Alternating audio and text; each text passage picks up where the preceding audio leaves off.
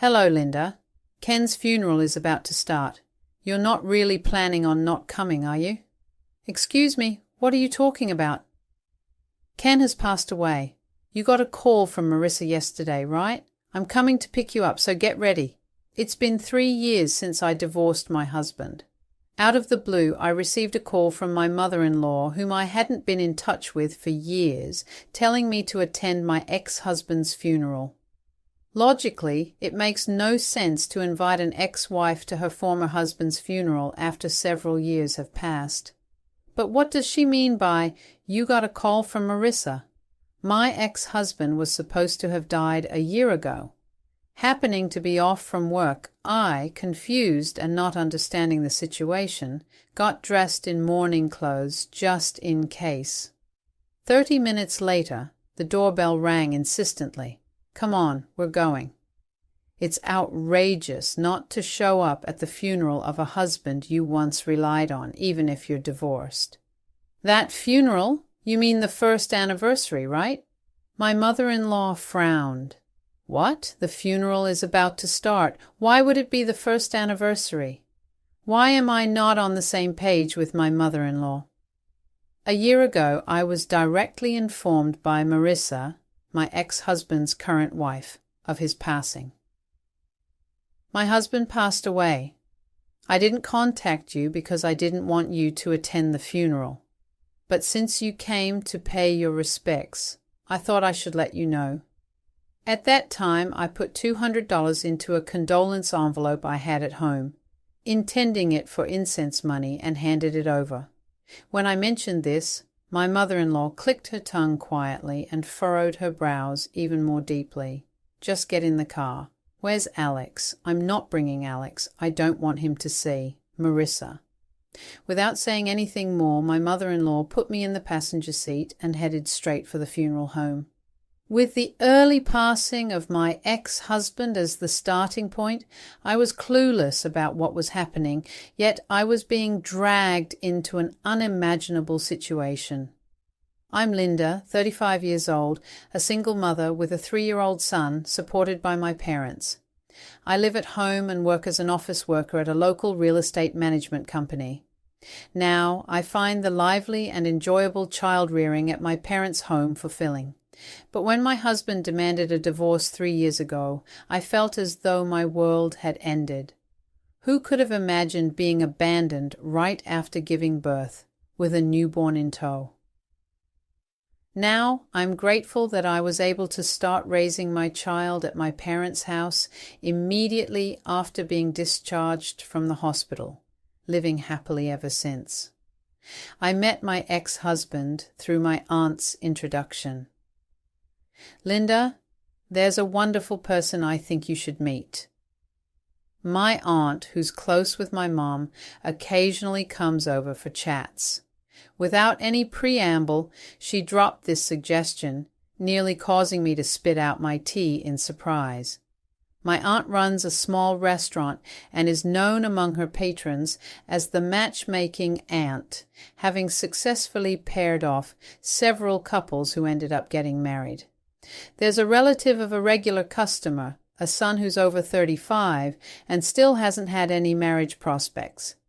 I had him come to the restaurant once, and I must say he's not only good-looking but also has a great personality. Plus, he works at a major company. It was clear that my aunt was highly recommending him. She first approached me, a single woman past 30, with this proposal. While I wasn't actively seeking a relationship, I was aware of my unremarkable and dull existence. Out of respect for my aunt, I decided to take a leap and go along with her suggestion. On the day, as I headed to the hotel lounge where we agreed to meet, my future husband was already there, waiting. True to my aunt's word, he was a handsome man in a well-fitted suit with a refreshing smile. After exchanging greetings, he asked me with a somewhat serious look, "Do you seriously consider marriage, Linda?" Not fully understanding his intention, I decided to be honest. I'm not against the idea, but to be honest, I came today to honor my aunt's request. Hearing that, my husband let out a relieved sigh and said, "That's good." He was 3 years older than me, not in a rush to get married, and like me, had come to meet out of respect for a relative's wishes. Perhaps freed from the pressure of matchmaking, we both relaxed, and conversation flowed naturally between us. Maybe that was a good sign. It's strange how fate works. 2 people with no initial intention of marrying ended up getting married within a year. From the beginning of our marriage, my husband's work kept him busy, often coming home late at night. I hadn't dreamed of a sweet honeymoon phase, but it felt lonely starting our life together with him, rarely around. I'm sorry it's like this even though we're newlyweds. I believe this is a critical time for me to work hard, so I hope you can bear with it. I'll let you know on the days I can come home, so don't worry about preparing meals for me. Otherwise, I don't have experience working in a large corporation, but according to him, socializing is crucial for advancement. I understand, but don't overdo it, okay? Yeah, thank you. The loneliness I felt during the weekday initially soon became normal, and I found myself getting used to it after just a month. Not having to rush home from work to prepare dinner was a relief. Moreover, my husband made sure to be home on weekends, valuing our time together by going out or dining together. Our relationship with my in-laws was, for better or worse, almost non-existent. You're married and a separate household now, so you two should make your decisions. From our initial greeting, my in-laws were indifferent and never interfered in our affairs.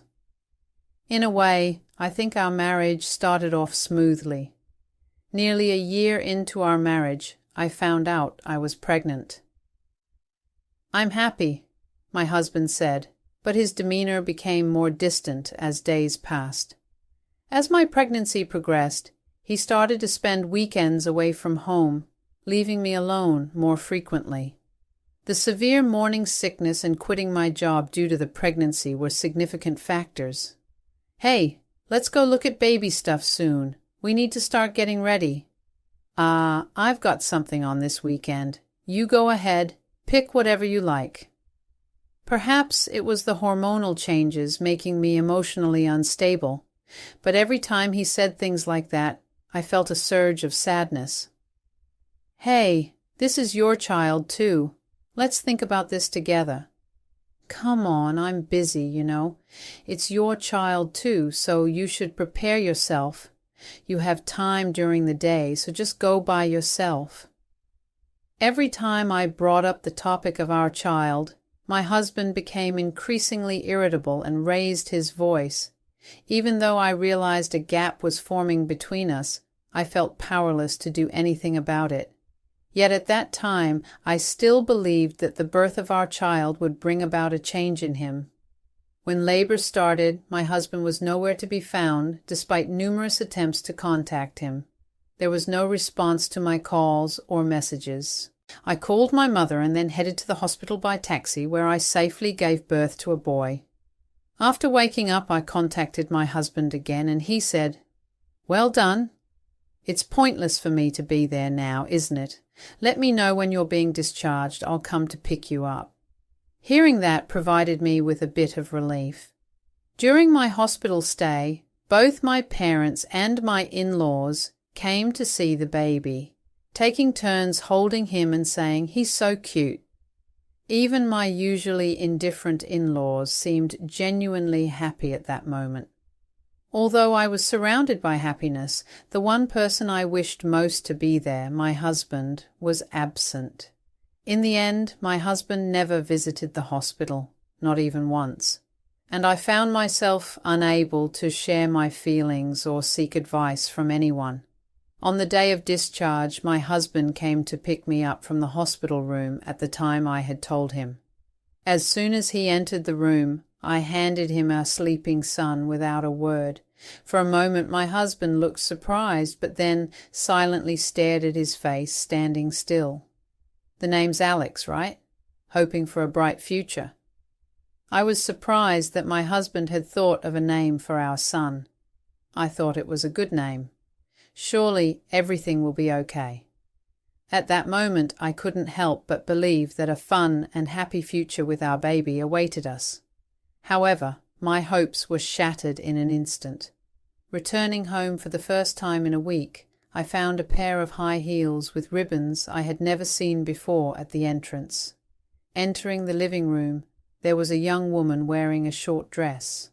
I want a divorce. I've realized I don't want children after all. Without a chance to sit down, my husband said this and thrust divorce papers in front of me. Why didn't you say something sooner? The child is already born, and why bring me all the way here if you wanted a divorce? It can't be helped, right? Marissa said she wanted to meet you and apologize. I felt dizzy hearing my husband say this with a smirk on his face. I thought it might be nice to have a family and make a home for the sake of my career, but when I actually saw the pregnancy, I just felt like I couldn't handle it. What is he even talking about? Wait, what do you mean? So you're saying the marriage itself was for the sake of your career? That's right. You were the type to obediently follow what I said. It was convenient having you around, not just for companionship, but like a housekeeper for my needs, while I still wanted to have my fun. I stared at my husband in disbelief. But I just can't do the kid thing. I don't want my time taken up by children. I was so shocked I couldn't find the words to respond. I had no idea he was this kind of person. I never imagined his late nights were spent with other women. The memories of what I thought were 2 happy years of marriage suddenly seemed tainted. Well, I did learn that being married helps with social credibility. So I've decided to remarry this one who agrees with me on not wanting kids. Plus, she's prettier than you. With that, my husband pulled the woman closer by the shoulder. I'll pay you alimony and child support around the standard rate. Just send me the bill or whatever later. I'm really sorry it's come to this, ma'am, the woman said with a smug look, her apology lacking any sincerity. She probably wanted to see my devastated face. That's why, in front of this woman alone, I refused to let myself cry. The poor baby being born into this. Really so sad. Feeling infuriated by her pitiful gaze directed at my son, I snatched the divorce papers my husband was holding out. I'll file these myself. Filled with misery, I wanted nothing more than to leave that place as quickly as possible. I'll send your stuff to your parents' house later. Thanks for everything until now. Bye-bye. Good luck being a single mom.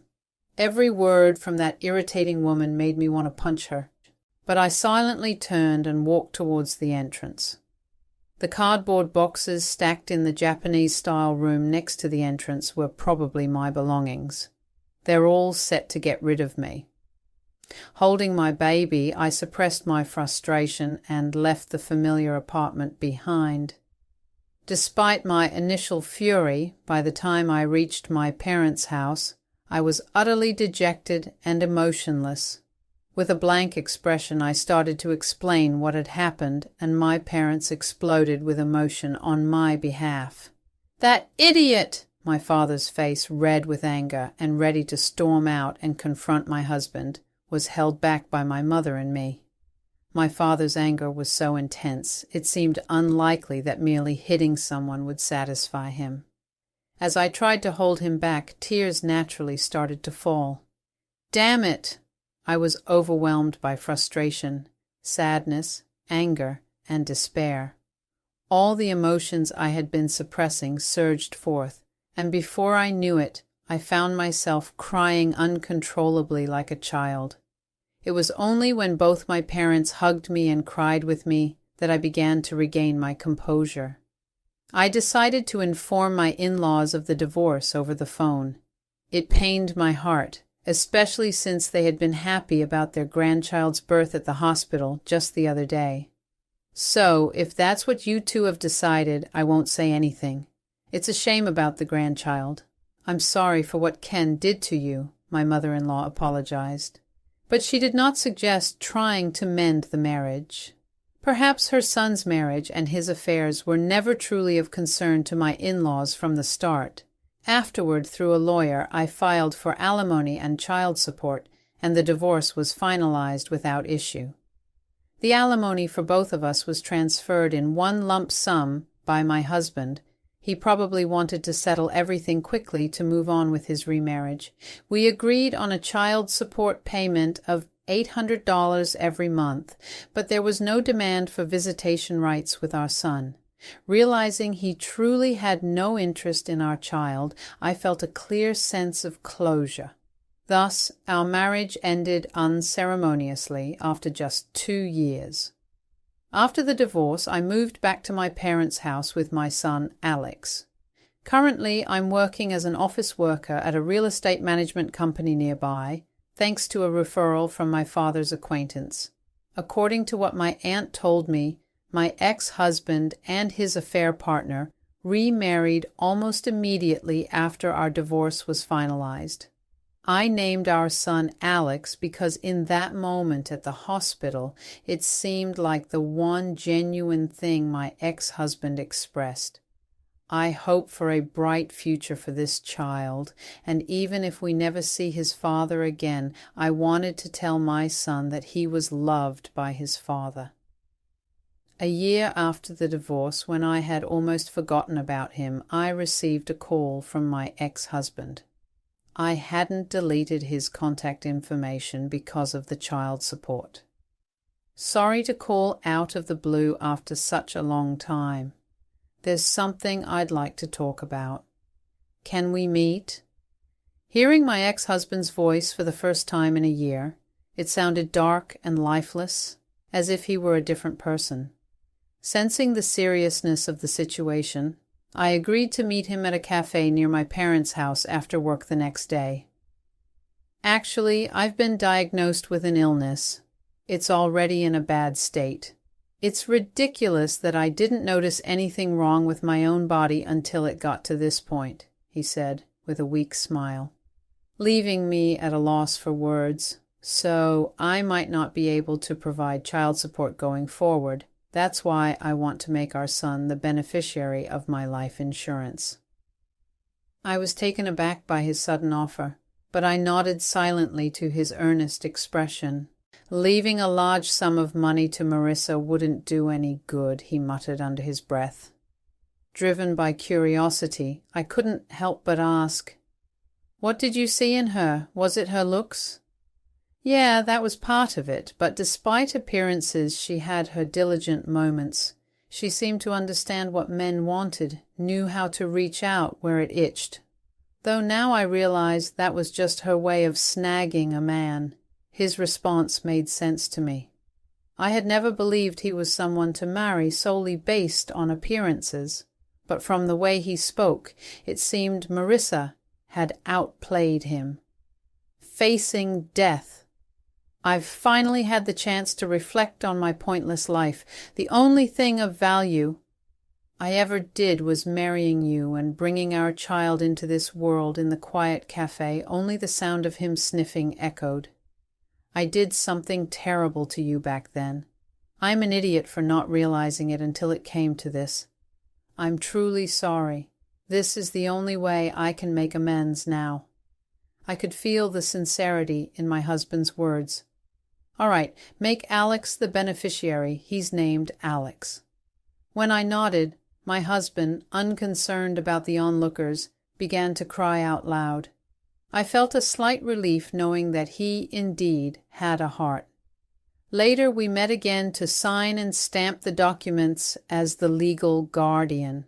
While I pitied my husband, I also thought it was divine retribution and felt he deserved it. Even at that moment, half a year later, he informed me that he was going to be hospitalized. A few days after, I decided to take this as a final goodbye and went to visit him with our son.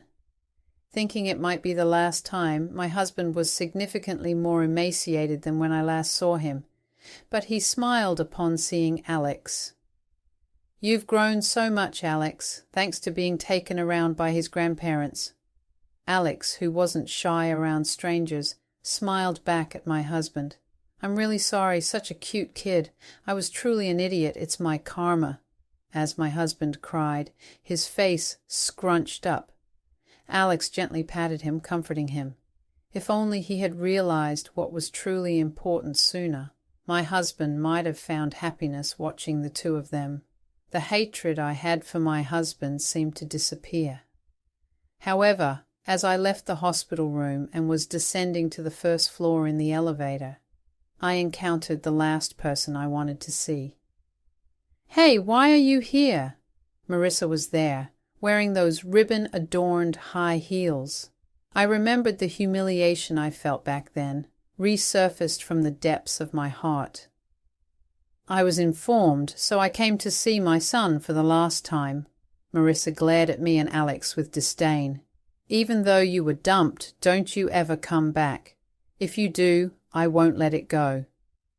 With those parting words, she boarded the elevator we had just exited and went back up. Although it was infuriating, I understood that it wouldn't feel good for an ex-wife and her child to visit unexpectedly. After that incident, I never went to the hospital again, nor did I intend to see them. But then, 3 months later, Marissa unexpectedly showed up at my parents' house. "Sorry for the sudden visit. My husband passed away. I didn't contact you because I didn't want you at the funeral. But since you came to visit him, I thought I should let you know." "Is that so? My condolences." "Thank you for letting me know." Even though I had braced myself for it, the news of my once-beloved husband's death weighed heavily on me. "From now on, please don't contact me or my in-laws again. I never want to see your face again." "Yes, of course. Oh, just one moment, please." I went inside and put $200 into a condolence envelope from a drawer, then handed it to Marissa. "Please use this for flowers." Marissa's face twisted sourly for a moment, but after receiving the envelope, she bowed slightly and left. I thought this marked the complete end of my relationship with my husband. However, a year later, a call from my former mother-in-law entangled us in an unimaginable situation. The phone rang on a day when I was home alone, enjoying my day off. "Hello, is this Linda? Ken's funeral is about to start. You surely don't plan on not coming, do you?" "Excuse me, what are you talking about? Ken has passed away. You were contacted by Marissa yesterday, weren't you? I'm coming to pick you up, so be ready and wait at the entrance." 3 years had passed since my divorce from my husband. The sudden call from my mother-in-law, with whom I hadn't been in contact, took me by surprise. Moreover, my ex-husband was supposed to have died a year ago. Confused, I nevertheless changed into mourning clothes and prepared to leave. 30 minutes later, the doorbell rang incessantly. "Come on, we're going.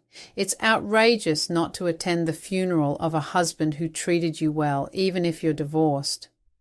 "That funeral, you mean the first anniversary, right?" My mother-in-law frowned. "What? The funeral is about to start. Why would it be the first anniversary? Why isn't our conversation aligning?" A year ago, Marissa, my ex-husband's current wife, had personally informed me of his death. I had even handed over a condolence envelope with $200 in it. When I mentioned this, my mother-in-law clicked her tongue quietly, and her frown deepened. "Just get in the car. Where's Alex?" "Alex isn't coming. I don't want him to see Marissa." Without saying anything more, my mother-in-law put me in the passenger seat, and we headed straight for the funeral home. Logically, it's strange to invite an ex-wife who has been separated for several years to a funeral. Between my mother-in-law and Marissa, whose story was true, caught in this unbelievable scenario, I was desperate to know the truth. Upon arriving at the funeral home, a monk had just begun the chanting. The funeral hall was small, indicating a service only for close family members. My husband's portrait was displayed on the altar. It indeed appeared to be my husband's funeral today. Feeling as if I'd been caught in an absurd twist, I couldn't help but let out a rueful smile. The funeral proceeded without issue. And as we waited for the departure of the hearse, Marissa approached me aggressively. "Hey, why are you here? Didn't I tell you never to show your face again? Why are you attending without being invited?" As always, Marissa's way of speaking was infuriating. "I was the one who called her. Didn't I tell you that I would contact Linda? What use is your head?" "I didn't want her here at the funeral," my mother-in-law sighed deeply, frowning. "You lied about Ken dying a year ago and even accepted condolence money from Linda. Is there another reason you were so adamant about her not coming?" Marissa's face tensed for a moment, and I could hear her swallow hard. "Linda, I invited you today because I thought you deserved to say thank you and farewell to Ken, considering how well he treated you. You were taken care of, so it seemed right to express gratitude and see him off." I tilted my head, confused by what my mother-in-law was saying. Despite receiving child support every month, didn't she always demand more? It was clear that Marissa was beginning to panic. Even though it wasn't hot, she was sweating profusely on her forehead. Yes, that's right. Since she was getting child support from him every month, she should pay her respects properly.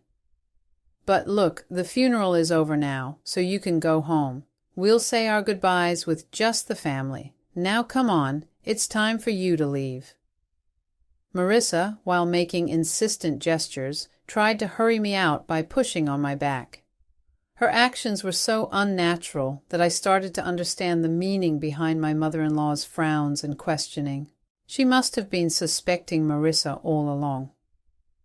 I shrugged off Marissa's hand and turned squarely to face my mother-in-law.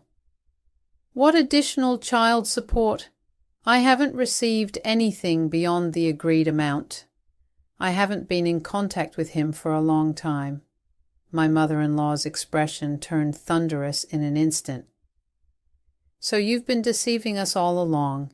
You complained about Linda's demands being too high, so I've been sending you $1,000 every month, and you've been pocketing all of it. I never imagined Marissa was exploiting me to extort money from my in-laws." Cornered by my mother-in-law and me, Marissa, realizing she couldn't make excuses, defiantly started to lash out. "It's not my fault. He earned a lot, but never let me spend freely. And it seems he had other women until he fell ill. I'm the one who was deceived. My husband did have a good salary from his job at a large corporation, but even when we were married, he only gave me a fixed monthly allowance. I never struggled financially, but his infidelity was undeniable. You could have lived comfortably without your extravagance, couldn't you? Ken said you were a useless money pit. Apparently you hardly did any housework and spent your time gallivanting around. Ah, enough. Be quiet. It's his fault for not letting me have freedom. It's only natural for you in-laws to support me when your daughter-in-law is struggling." Finally, Marissa's true feelings came out. "His inheritance rightfully belongs to me, his wife.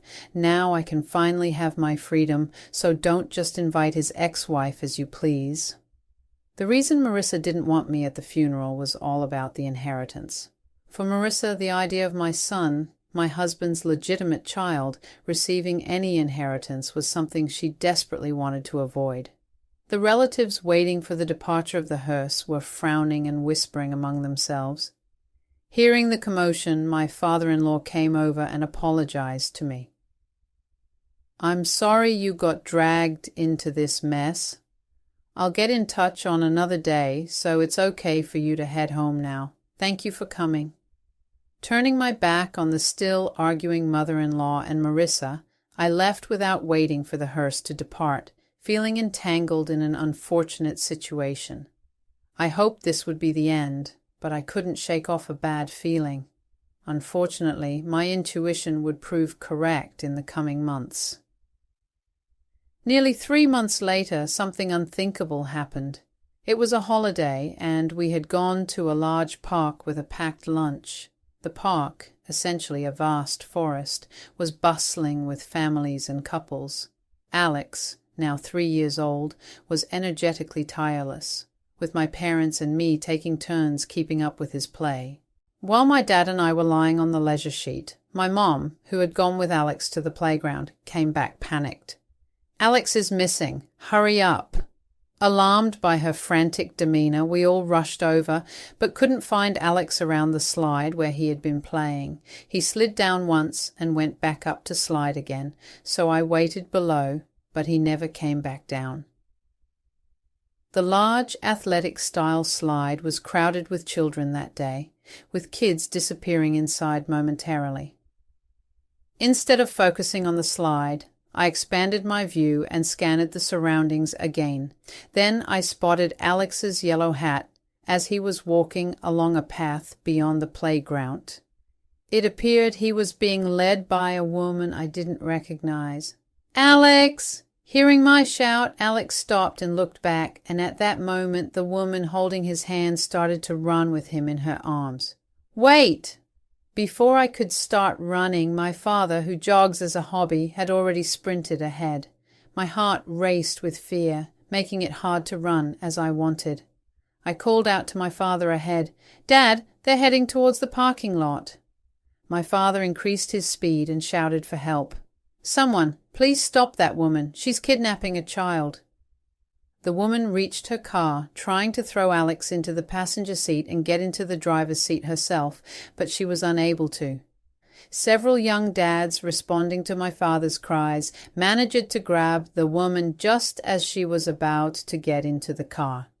"Alex!" After my father took the sobbing Alex out of the passenger seat, he handed him over to me, who had arrived shortly after, relieved. I collapsed to the ground, hugging Alex tightly. "Don't interfere. Because of that kid, I don't get any money. If only he wasn't there. If only he would disappear." The woman was Marissa.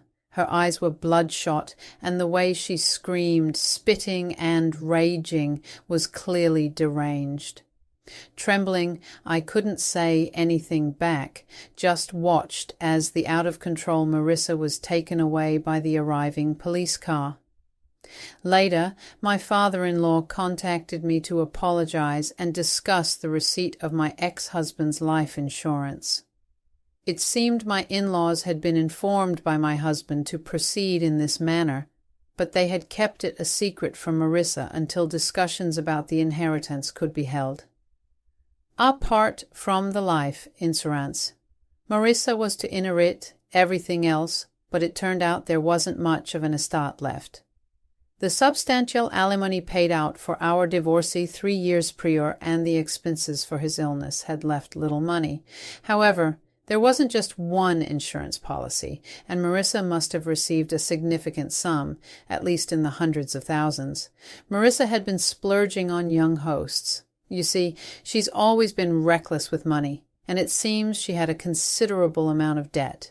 She likely used the inheritance to pay off her debts, but it's unclear if she managed to settle them all. My father-in-law sighed deeply, sounding exasperated. More than anything, she couldn't stand knowing the amount of insurance money left for Alex. The insurance money my husband left to Alex was $400,000. It seems Marissa naively believed that if the beneficiary, Alex, were to pass away, the insurance money would automatically go to her. Items such as adhesive tape, rope, and a knife were found in Marissa's car, and during police interrogation, she reportedly confessed to planning to kidnap and kill Alex. Recalling Marissa's deranged look at that moment sends shivers down my spine even now. Perhaps their overbearing love swung from excessive interference to non-interference. We interfered too much in Ken's life out of love. It seems our relationship worsened around the time he went to college, so we learned to keep our opinions to ourselves and respect the decisions of our adult son, they said. But we should have been there for Alex. We should have supported you more. I'm truly sorry. Finally, my mother-in-law added. Alex was the name of Ken's childhood friend from a family that respected his own decisions, unlike ours. He's fulfilling his childhood dream of being a pilot now. She dabbed her nose with a handkerchief. So I think Ken wanted Alex to have a life like his friends. Thank you for keeping the name my son suggested for our grandson. There's no doubt that the moment my husband first held our child, he wished for a happy future for him. Just knowing that was more than enough for me. While I can't forgive what my husband did, I no longer harbor any hatred towards him. Considering the future, our family has decided to move to my mother's hometown, which is a plane ride away. It seems Marissa won't be getting out from behind bars anytime soon, but truly, I never want to see her face again. We were dragged into an unbelievable situation, but it brought some clarity. Someday I want to tell Alex, your dad truly wished for your happiness. Moving forward, our family of 4 intends to live happily, respecting each